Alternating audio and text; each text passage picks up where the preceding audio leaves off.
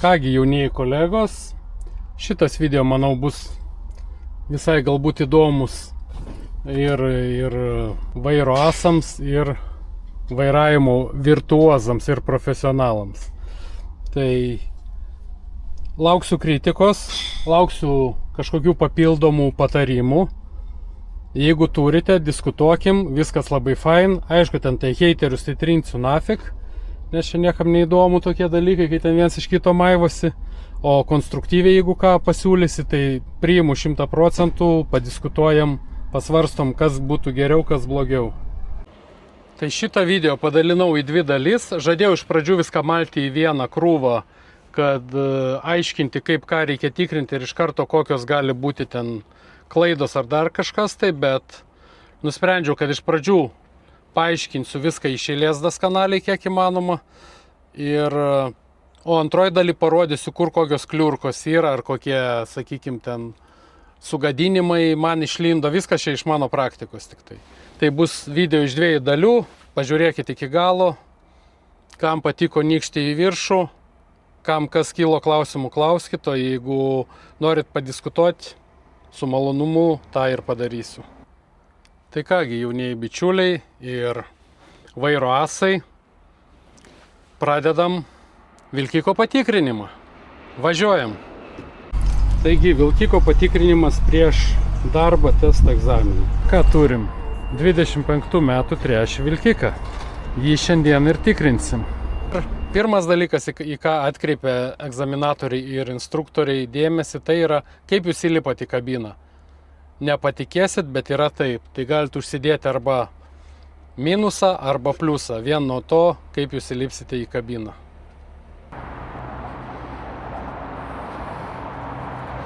Na ką, lipam į vidų ir pradedam apžiūrą. Pasižiūrim, kad laiptelis būtų tvirtas ir dviem rankomis kabinamės į šitos rankenas. Taip, ne už vairo, kaip aš mėgdavau, bet normaliai pasiemat už rankenų ir įlipam į kabiną.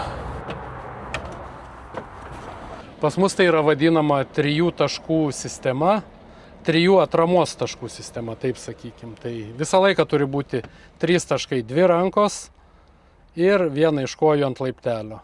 Ir ne už vairo įmam įlipant, ne kažkur tai, o įlipam normaliai 3 taškais, ten tašiai įsimetat į vidų, jeigu reikia. Ir įlipimas iš karto jums egzaminuotojas, jeigu aišku kompanija rimta. Aš dabar kalbu tik apie rimtas kompanijas, kur tikrai egzaminuotojai žiūri kiekvieną smulkmeną, o ne bet kokią šaraškino kontorą, kur tau ateina, numeta raktus, numeta popierius ir tipo, davai tik varyk. Ir geriausiai 15 valandų, kad padarytum. Kuo daugiau nuvažiuotum, kuo mažiau ilsėtumės. Tai apie tokius dalykus aš nešneku. Aš šneku apie rimtas kompanijas, kur labai stabiliai, griežtai, profesionaliai žiūrima į viską. Įlipę į vilkiko kabiną, ką mes pirmiausiai pasidarom? Mes po pirmą pasitvarkom vairą, kaip mums būtų patogu, ir susireguliuojam sėdynę. Na, sėdynę irgi būtinai reikia pasitikrinti, kad visi pribumbasai veiktų. Atlošas, kad būtų tvirtai ir reguliuotųsi. Ir vienas iš svarbiausių dalykų amortizatorius, kad nebūtų sugedęs, kad vieną kartą teko man dirbti. Tai gavosi taip, kad amortizatorius šitas, kur viduje yra sugedęs buvo, tai visą kelią, taip ir šokinėjau. Tai įsivaizduokit, jeigu būtų sustabdžiusi vosą, mačiau netgi per kažkokį tai ar YouTube, ar Teliką, kažkada BBC žiūrėjau apie transportinius. Nu tai sako, viskas, sėdynė sulūžusi, sėdynė linguojasi ir viskas, ir jau gausit baudą. Ir to pačiu pasižiūrim diržas, kad būtų, kad veiktų, kad saktis, kad įsisektų normaliai. Nu čia aš gal ilgai pasakoju, paprasčiausiai čia sekundžių reikalas tą visą pasitikrinti ir kad susitrauktų atgal į vidų. Kartais man diržas nesusitraukia į vidų normaliai, nes kai atsiremiu aš į spalniką, pilnai atsilenkęs, ir turbūt kas ten didesnio ūgio žmonės esat, žinot. Atsilenki atsiremia į spalniką ir biški tada gali prisispaudyti diržas ir taip lengvai nebesitraukyti. Tai čia sakau, aš daug pasakoju apie tą diržą, bet iš tikrųjų tai čia kelios sekundės ir pasitikrinat. Ir tada jau pereisim prie tachografo. Įsijungiam degimą.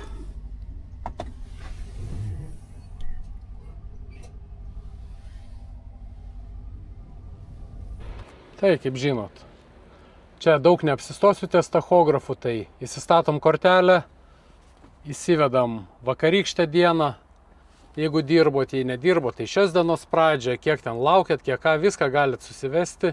Visą tą žinot turbūt, jei nežinot, tai rašykit komentarus, klauskit, paaiškinsiu.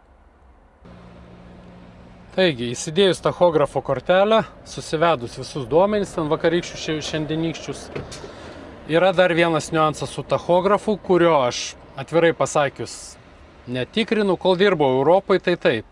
Jei atvažiuodavau į naują kadenciją, pasimdavau mašiną, tai visą laiką pasižiūrėdavau, kaip ir kada sukalibruotas tachografas.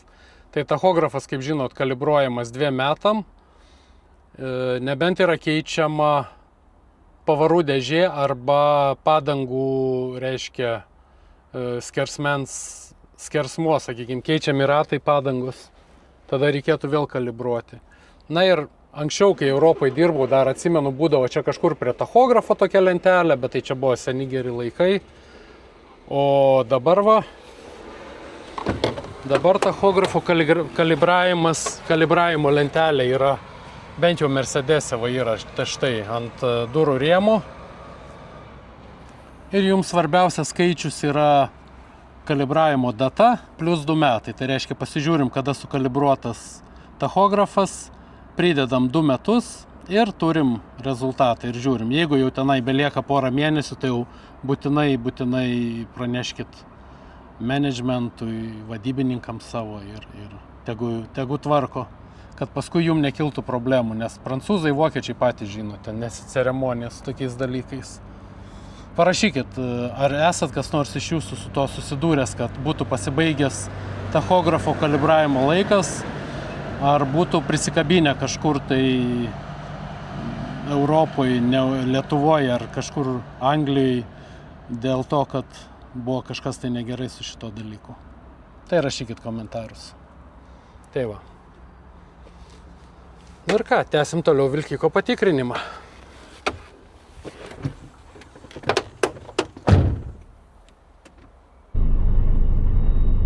Pasižiūrim, kad būtų pakankamas oro slėgis, kuro, atbliujaus, kad visko būtų pakankamai prieš mum išvažiuojant į kelią. Taip pat pasižiūrim ant prietaisų skydelio, ar nėra kokių tai warning ženklų, įspėjamųjų ženklų kažkokių tai, kas galėtų rodyti, kad kažkokie tai yra gedimai ir panašiai. Taip kad apsižiūrim, kad būtų švarus, kad degtų tiek lempučių, kiek turėtų degti. Toliau viduj mes, kadangi degimas įjungtas, pasinaudodami, sakykime, priemonėmis, pasitikrinam tepaliuką, jeigu galima tai padaryti. Tai tuo pačiu turime DAF 24 metų, tai ir prademonstruosiu, kaip čia galima pasitikrinti tepalą ir kitus dar parametrus. Tai yra toks sukutis, jisai sukinėjasi, tai mes jį paspaudžiam, atsiranda informacija ir sukam žemyn, fuel consumption, serviso informacija, oro slėgis yra,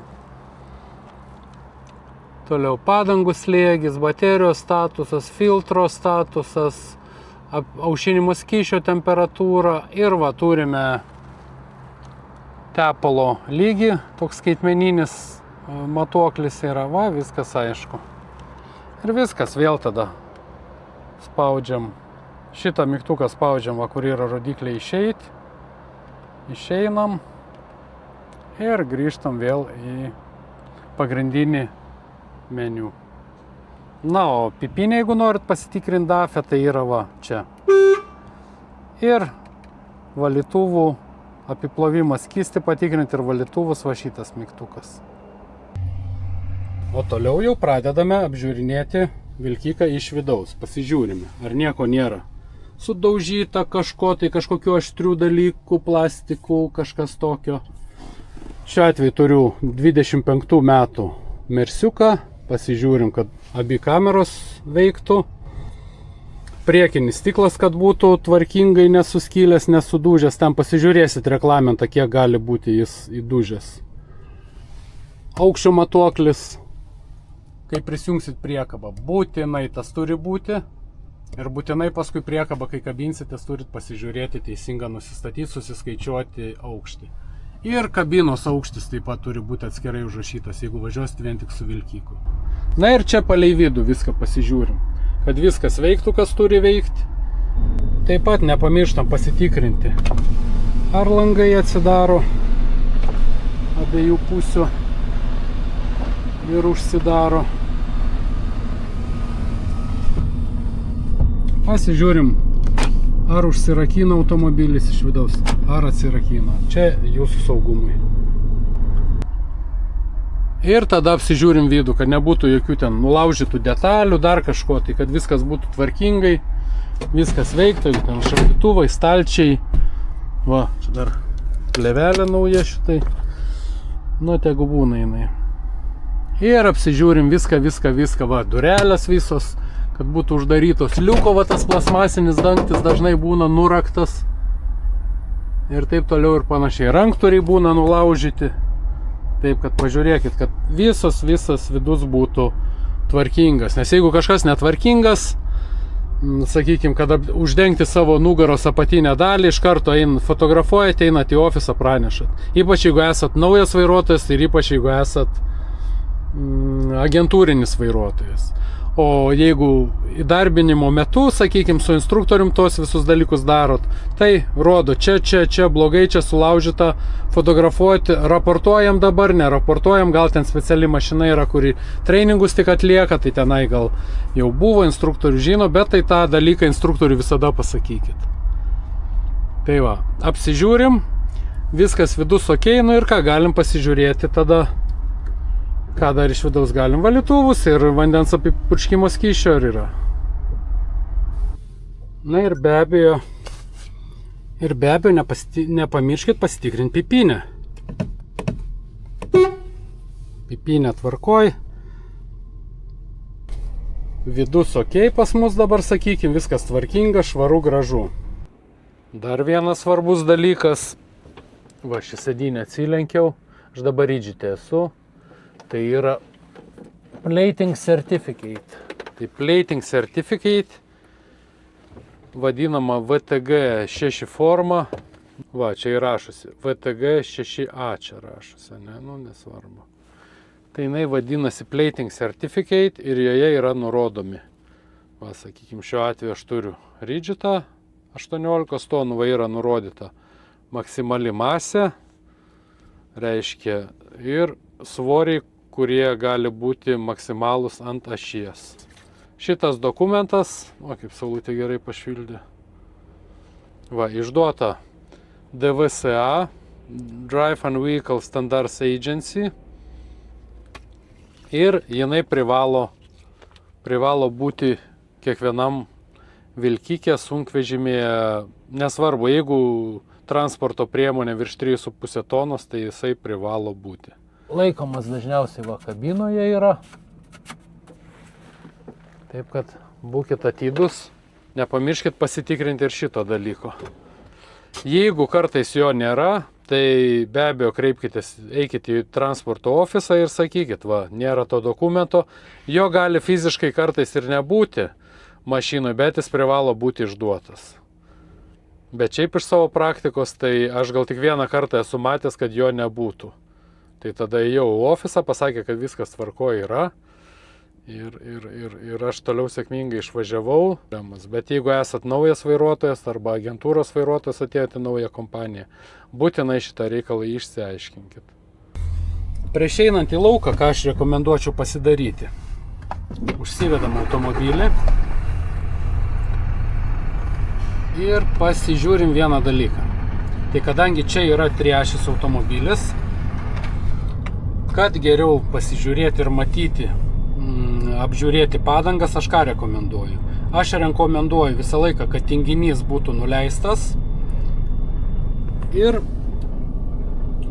einam į suspension ir tada pilnai pasikeliame suspension. Tada mes galėsim kuo puikiausiai apžiūrėti mūsų padangas.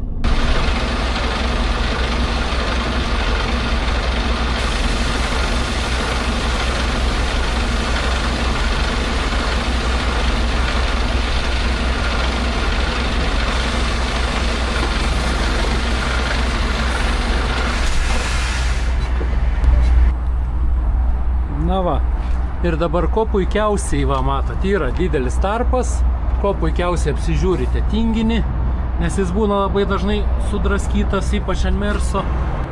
Taip, kad visą laiką pasikelkit normaliai šitą ašį ir nusileiskit tinginį.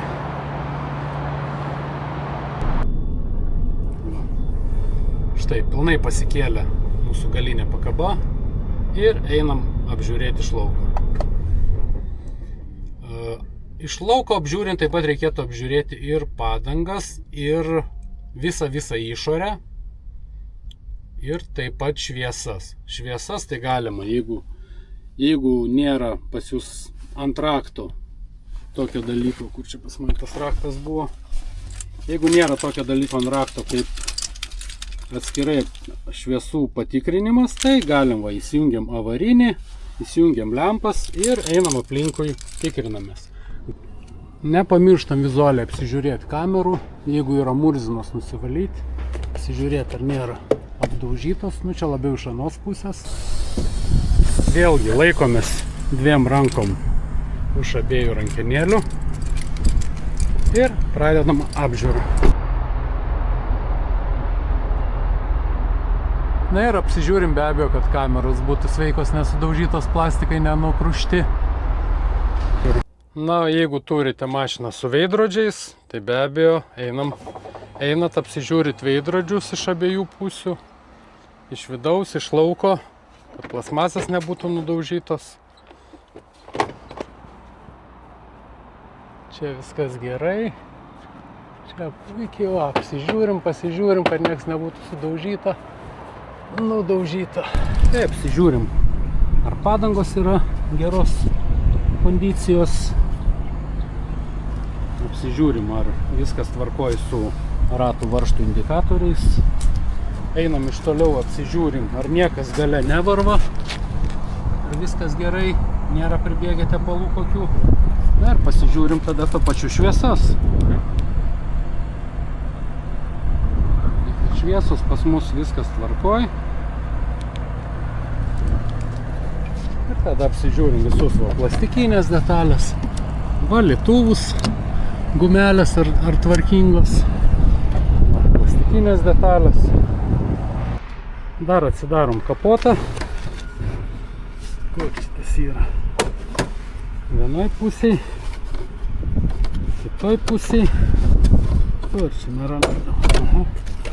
Atsidarom kapotą, pasižiūrim. Aušinimo skysčio kamštis, tepalo ir langų apiplovimų skysčių dangteliai, kad būtų vietose. Na ir vizualiai pasižiūrim, ar niekas nėra kažkur tai kažkas tai nulūžę, sulūžę ar išbėgę.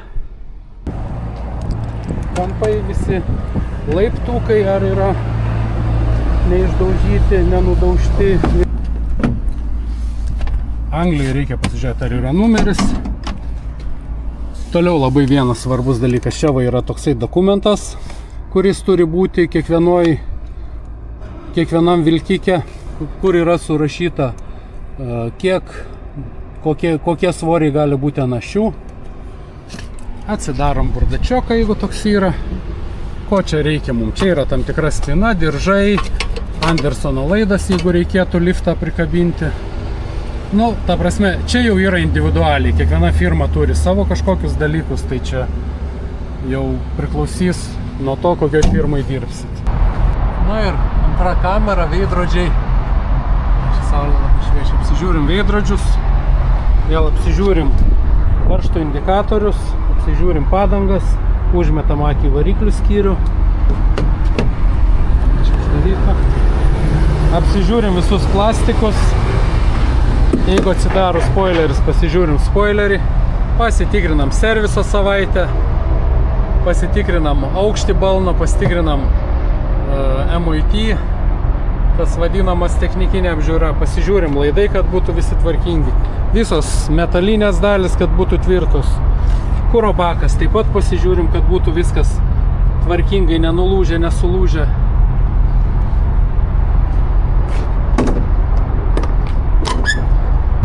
Taip pat pasižiūrim, kuro bakas, dangtis, tarpinė yra tarpinė, tvarkingai, viskas gerai, užsisukam, žiūrim, kad būtų užsuktas, vėlgi taip pat sparnai, laikikliai,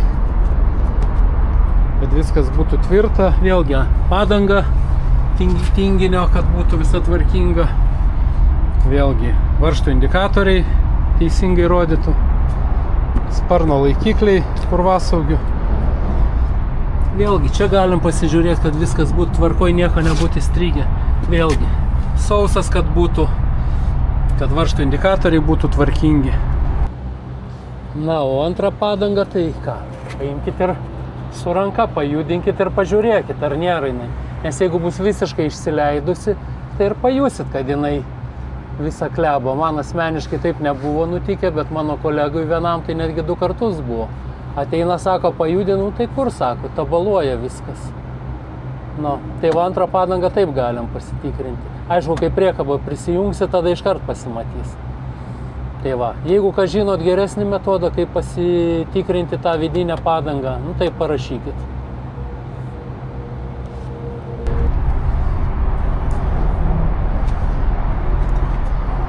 Jeigu yra kažkokios detalės, kurios gali atsidaryti, žiūrim čia. Balnas, kad būtų atrakintas būtinai.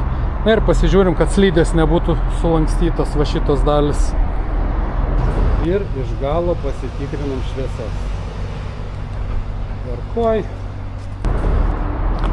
Na ir jokių nebūtų sudaužimų, nudaužimų, įlenkimų, kas galėtų orą leisti ar kitaip afektinti mūsų vilkiko darbą. Tai va, šiuo atveju tinginys gerai, varžto indikatoriai gerai, viskas čia gerai. Lygiai taip pat galinis varomasis ratas irgi, va, pasižiūrėti. Indikatoriai gerai, šitas sausas, nes man vieną kartą buvo, kad čia šitie varžtai atsisuko ant naujos 25 metų mašinos, kai važiavau su 25 tonom. Tai yra su 40 tonų važiavau 25 metų mašiną. Šitie va varžtai atsileido, pradėjo bėgti skystis, šitas tepalas, tai buvo biškį reikalų. Tai apsižiūrė, kad čia būtų viskas sausa, padangos geros ir tarp kitko buvo man čia įstrigęs paletės netgi gabalas. Užtat reikia pasižiūrėti, kiek įmanoma, aišku. Pasižiūrėti, kad nebūtų kažko tarp padangų įstrigę. Nes pats buvau nustebęs, nes galvojau, kad toks dalykas gali atsitikti tik tai tiems, kurie dirba su žvyru statybose, karjeruose. O iš tikrųjų tai atsitiko man ir buvo įstrigęs paletės geras gabalas. Ir va, balną pasitikrinam, turi sutapti balno, kadangi čia balnas yra slankiojantis, turi sutapti slankiojančio balno žyma su žyma ant korpuso. Va čia yra toks mechanizmas elektromagnetinis, magnetas, kuris atjungia, atitraukia pirštus, va tenai matosi toliau ir jisai gali paslinkti pirmyn atgal, apie kažkur tai gal gerą sprindį. Tai nepamirštam tikrindami balną, pasitikrinti ir do klipą, kuris įstatys va į šitą skylutę, kai užsirakins spina. Tai va, na ir vizualiai apsižiūrim, kad būtų spoileriai visi sveiki, plasmasės ir visa kita, nenudaužtos, nenuraktos, laidai sveiki, čia viskas tvarkinga. Pasižiūrim taip pat atbliaus kamštį, kad būtų tarpinė guminė viduj.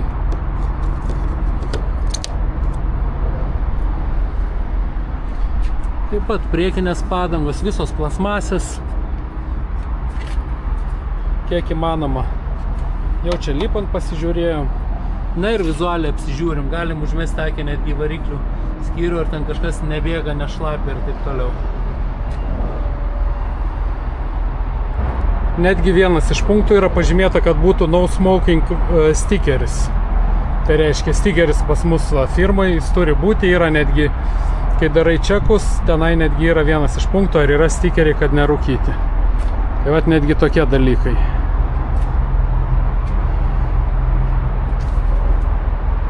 Na ir apsižiūrim vizualiai.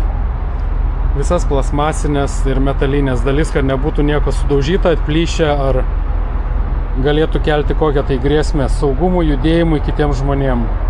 Ir jum pačiam be abejo. Na ir apžiūra baigta. Na ir ką mes šiandieną turim. Prieš lipant į mašiną, ką aš pastebėjau, kad yra sulūžęs laiptelis. Visa plasmasė sutrūkusi, tai čia yra rimtas defektas.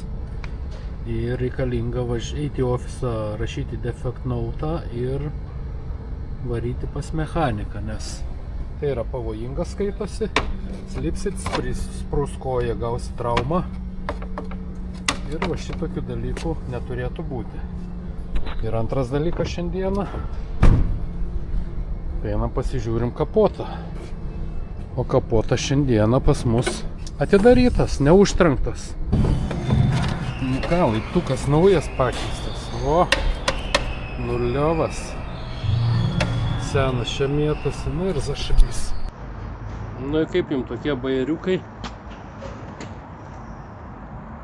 Medžio gabalas tarp dviejų padangų.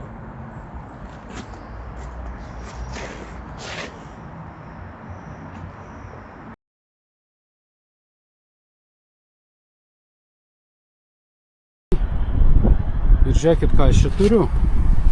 O turiu aš tai, kad ratų stebulė leidžia tepalą. Ir tepalą leidžia kaip reikiant. Nes šį tepalų yra tai sočiai. Nu taip, transmisijos tepalas greičiausiai. Žiauru. Nu ir kas čia per baikos nuo pat ryto? Oversteering function not assured. Na ir dabar pažiūrėkit, ką mes galim rasti čia. Jūs matot, ką mes galim rasti, kokias padangas išdraskytas. Jeigu jūs nepasikelsit va sparno šito va pakabos, jūs čia ir nematysit, va dabar matot. Labai dažnai šitos padangos būna išdraskytas, turėkit omeny. Čia būtinai atidžiai tikrinti. Nes kitaip gali turėti bėdų bėdelių. Čia va, tai pagrindinė vieta čia. Matot, kaip išdraskyta. Kur čia dar? Daugiau liktai kaip ir nėra. Bet va, vienoj pusėje jau turim gerą damidžą. Čia iki metalo gal nedaėjo, bet aš su 40 tonų nerizikuočiau važiuoti. Taip kad važiuosiu pas meistrų. Ir tegu įvertina. Sakysiu, kad keista, nes ir protektorius baigėsi. Nu, pasižiūrim antrą dabar. Ir ką mes turim su antra. Ir ką mes turim. Vėlgi, įplyšimai.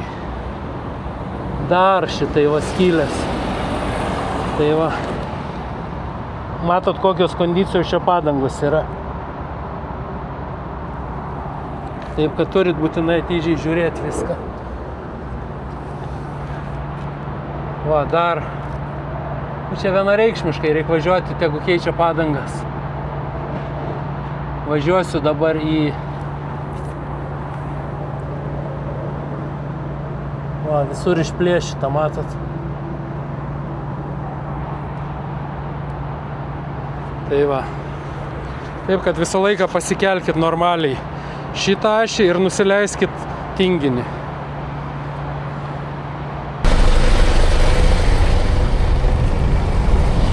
Turit pasižiūrėti, nes kartais gali būti ir paliktas už akių tas balnas.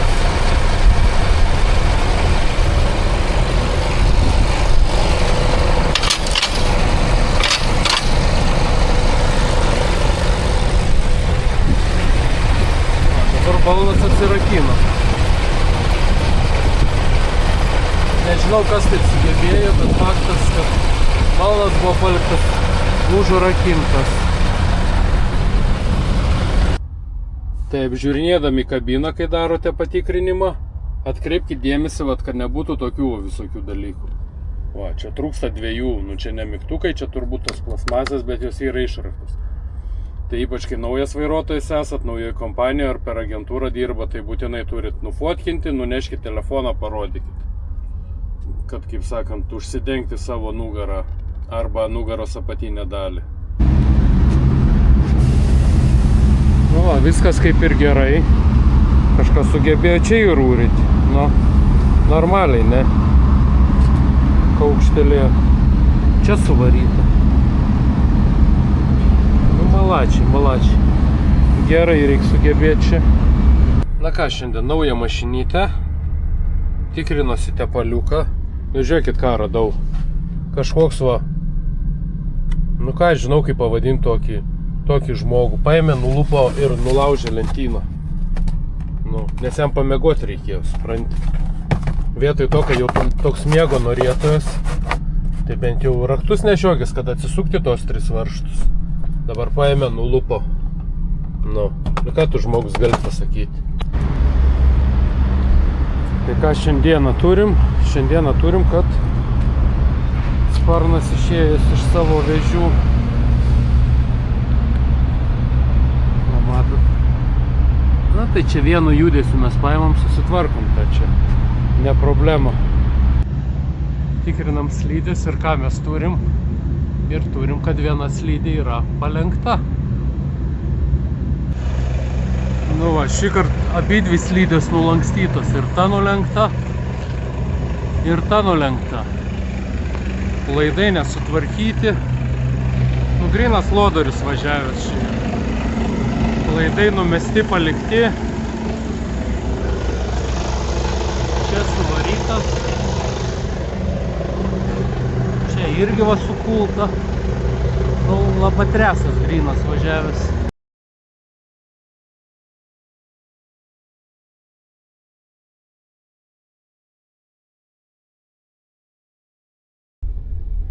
Ką visų pirma turi pasitikrinti profesionalus vairuotojas, pradėdamas automobilio patikrinimą. Be abejo, kad visi žinom, pirmoje vietoje yra, ar veikia prikurkė.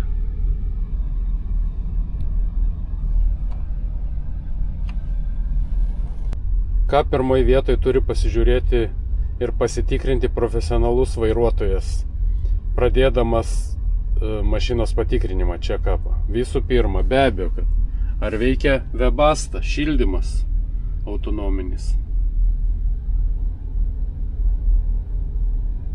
Veikia.